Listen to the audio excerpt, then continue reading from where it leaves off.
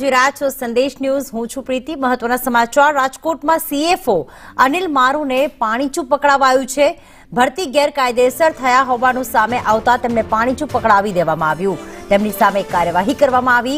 ધોરણ 12 પાસ મારુ ક્લાસ 1 અધિકારી બની ગયો હતો અને આખરે ગેરરીતિ સામે આવતા અનિલ સામે કાર્યવાહી કરવામાં આવી છે।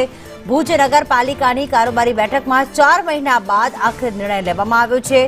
મારું 1,80,000 લાંચ લેતા રંગે હાથ ઝડપાયા હતા અને ત્યારબાદ તેમની કાર્યવાહી કરવામાં આવી અને ત્યારબાદ એ ખ્યાલ આવ્યું કે તેઓ તો માત્ર 12 પાસ હતા।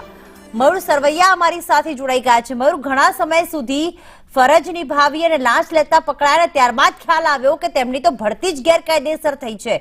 કઈ રીતે આખી હકીકત સામે આવી હતી? બિલકુલ, રાજકોટમાં લાંચ લેતા ઝડપાયેલા CFO અનિલ મારુને પાણીચું પકડાવી દેવામાં આવ્યું છે। ભરતી ગેરકાયદેસર થયા હોવાનું પોપાડું ખુલતા કાર્યવાહી જે છે તે કરવામાં આવી છે।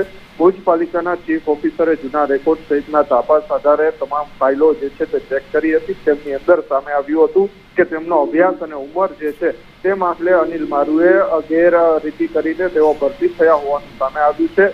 ભુજ નગરપાલિકાની કારોબારીની બેઠકમાં 4 માસ બાદ આ નિર્ણય જે છે તે લેવામાં આવ્યો છે। ઉલ્લેખનીય છે કે 43 દિવસથી ઇન્ચાર્જ રહેલા ચીફ ફાયર ઓફિસર અનિલ મારુ જે છે તે રાજકોટમાં 1.80 લાખની લાંચ લેતા રંગે હાથે ઝડપાયા હતા અને ત્યારબાદ હાલ તેઓ જેલવાસ કાપી રહ્યા છે અને તેમની સામે કાર્યવાહી કરવામાં આવી છે। આભાર મયુર તમામ વિગતો માટે।